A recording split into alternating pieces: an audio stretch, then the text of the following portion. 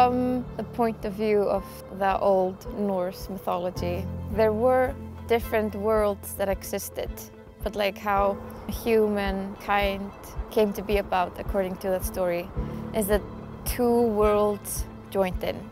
The frost of Niflheim and the fires of Muspelheim. And by that joining, a cow was formed called Outervention.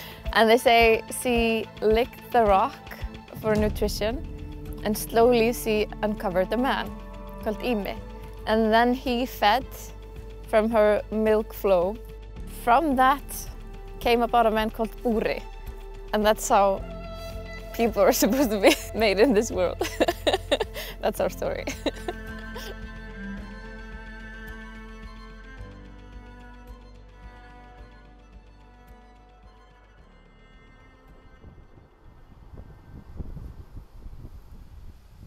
I'm Lily. I am currently a full-time student and I'm finishing up my master's in clinical psychology.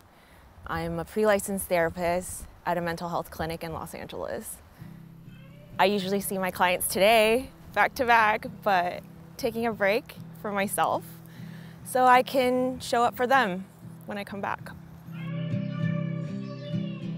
So there's Lily, Mario, and Andrea, and we're all very different people, come from very different backgrounds, different careers, even like some different interests, but it's been cool hearing like everyone's different perspective on just life and relationships, what it means to them to be outside, and we've found this connection just being able to get out here and hike around and kind of experience the same like moments of awe, and it's been incredible. My name is Andrea. I'm from Iceland. In my spare time I like to mountain bike and climb and do all kinds of like mountaineering and hiking, and I love the backcountry. There's nature just at the limit of the capital city everywhere. 65% of Iceland is like inhabitable. It's our highlands, and it's like a 2-hour drive maximum to get like just into complete isolation. As we fall down the line, it's just a state of mind alone.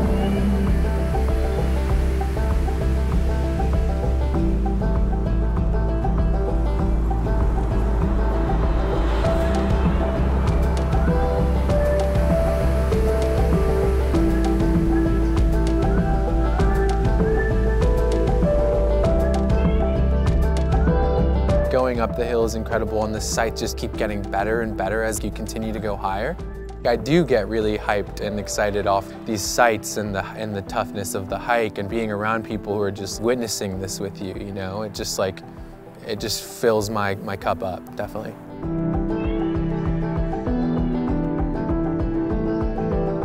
I think I tend to overthink a lot, and I also push myself to do the most. What happens up here is mostly noise, and what happens in here is music. And when I'm outside, it's music to my heart, and it cancels out the noise in my head. I definitely venture out on my own sometimes, but I feel when you get to share the experience with other people, it just makes it that more special.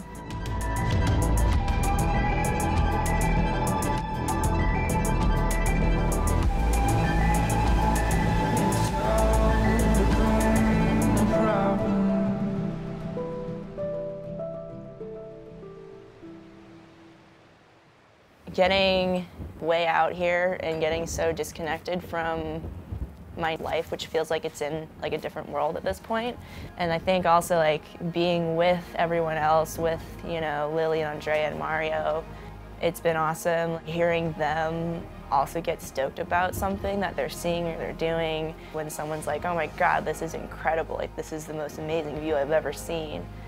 It also makes you kind of stop and just take it in a little bit longer and a little bit deeper and say like, yeah, this is pretty freaking cool.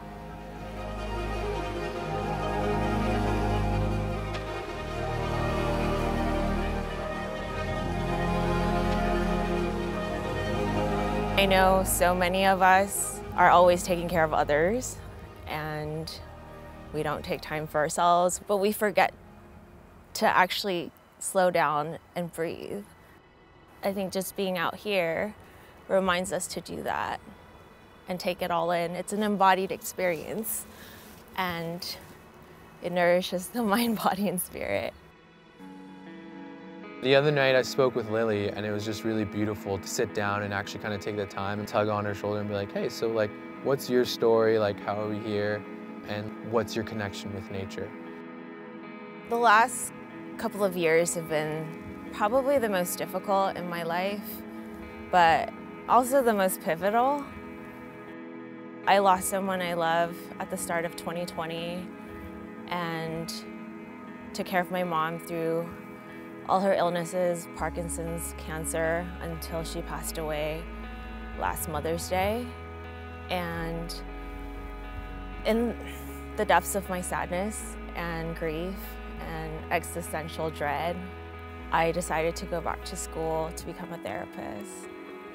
Lily's biggest connection to her mom has kind of felt like the outdoors and nature and camping and hiking, so I thought that was really beautiful.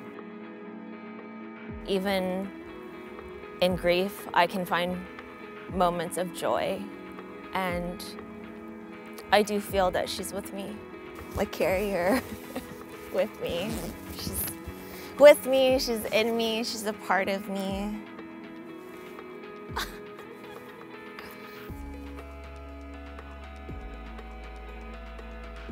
I want to do everything she never got to do.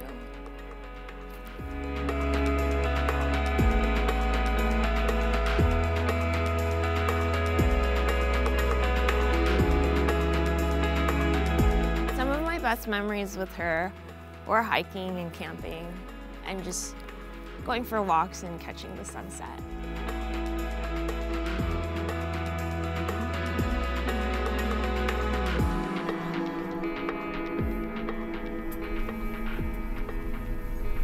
She needs Mario sunglasses. When you get to take people doing stuff that they have never experienced, like I love looking kind of at how they are enjoying it and experience it. That's definitely one of my favorites, when you get to bring people along and introduce them and watching them kind of experience the enjoyment that you feel. It's like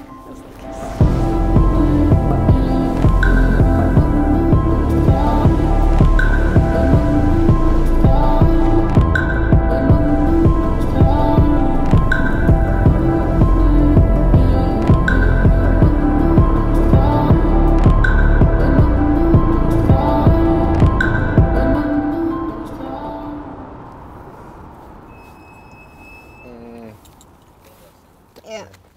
I think we ruined the brakes crossing the rivers. I think we did. You were driving kind of crazy on those rivers for sure. Yeah.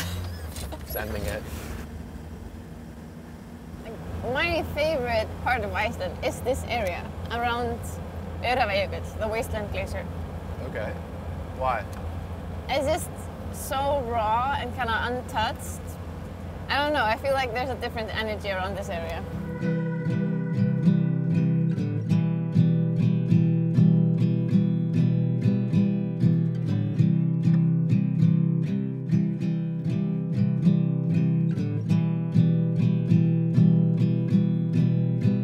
I enjoy being in the company of others, especially if it's with like-minded people who are just down for an adventure. I feel very loved and held and supported. There's so many special moments throughout this trip, and we're just getting started.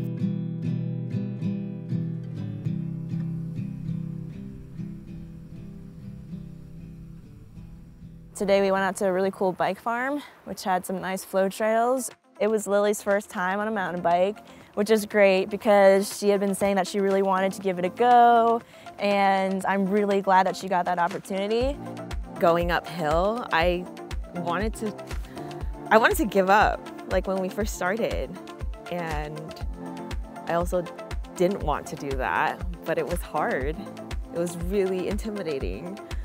She didn't make it up the first hill initially, but she just I thought she was gonna start walking her bike, but no, she just decided to continue to try and try and try again a couple more times until she actually managed to make it up the hill. And she wouldn't like start from where she stopped. She'd restart entirely, and I thought that was really admirable. I think when I reminded myself that I'm just here to have fun, that was when I allowed myself to go for it. And I had fun. I had a blast. It was epic. You could see these moments where she would come up to like a big drop. And you know, for a lot of us who have biked before, it's not that scary. It's just like, oh yeah, it just kind of like rolls down, no rocks, soft dirt, you'll be good to go. But obviously, like if you've never done that before and you don't spend a lot of time on the bike, that's scary.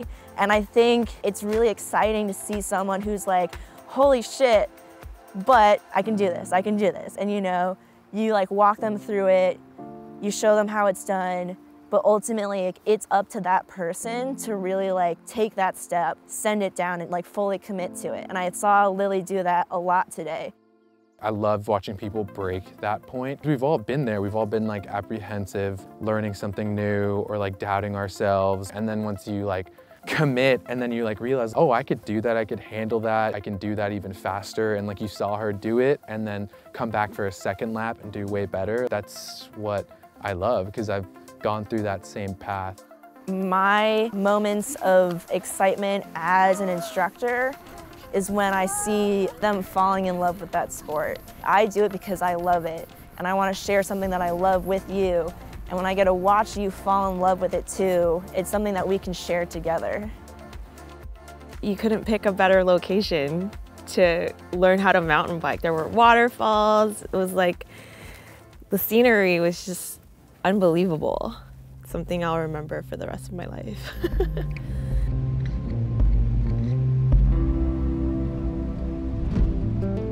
Being an Icelander, going outdoors is just the part of the way life is and who we are. It's not a thing like you're an active person or outdoor person, just like every Icelander kind of ventures out. It's definitely kind of what defines our culture.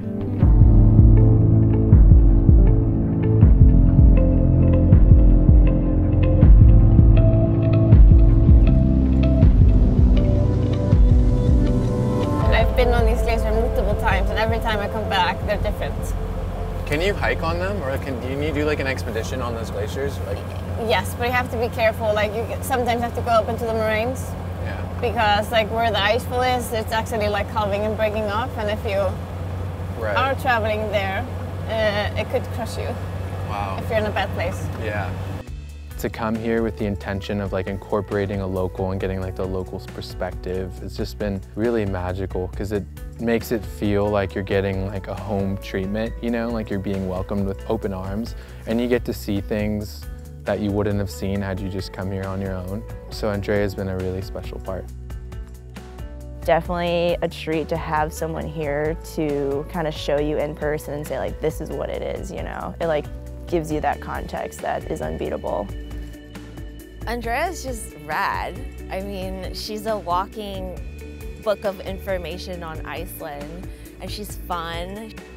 They're always more and more surprised, I guess. I guess when they've seen a few things, they're like, ah, the rest is gonna be the same, but they keep being like, wow, okay, this tops the other thing. You need that local person to take you around and show you all those spots and tell you the stories. Do you see that in the distance, the two trolls kissing on the top? Yeah. There's a story about it. Like, I don't remember exactly how it goes, but they were in love and belonged to separate mountains. Okay. And they sacrificed themselves like to become stoned in the sun for like one kiss. Forever, huh? Yeah, Yeah. that's beautiful.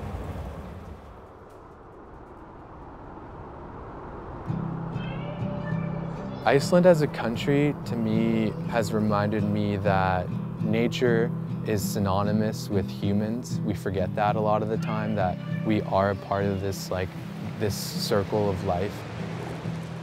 What's cool about Iceland is that the landscape is so diverse, and it kind of reminds me that the world is also as diverse.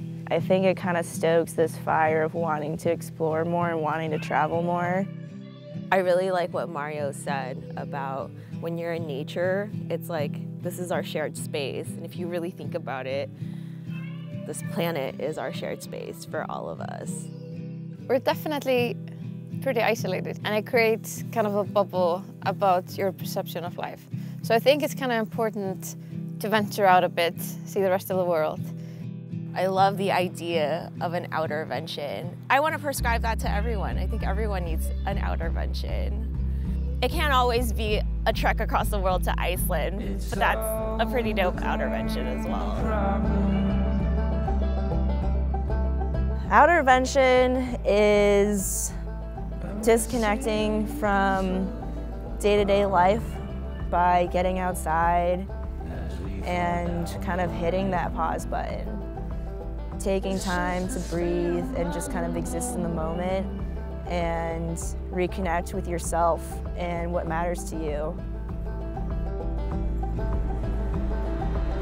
I'm not a native English speaker, so I was like, outervention, I haven't heard that one. Like, I'm gonna look up the meaning. And then I was like, oh, it doesn't exist. And then I was like, okay, I'm gonna break it down. It's like outer, like venturing out. It's expressing something, like venturing out, experiencing stuff, stepping out of your comfort zone, but getting to share it and like bring people in and kind of building that experience or something like, I mean, life is just about making good memories, I think. How would I say thank you for the beautiful time, Iceland? Wow, altså Lóan. Þakka þér fyrir þennan fallega og frábæra tíma á Íslandi. Say it back. Say it's a little slower. Svo þakka þér Takka þér fyrir þennan frábæra tíma frábæra tíma á Íslandi. á Íslandi. Yeah, that's what I want to say to Iceland and its people for sure. We Icelanders have this saying, it's called Þetta reddast. It's like, no matter what's going on or like what crisis is or if anything's kind of not going the way you feel it should, like, it's like everything in the end will be okay. You will find your way, your passion, your purpose, or like time to spend more time in the outdoors.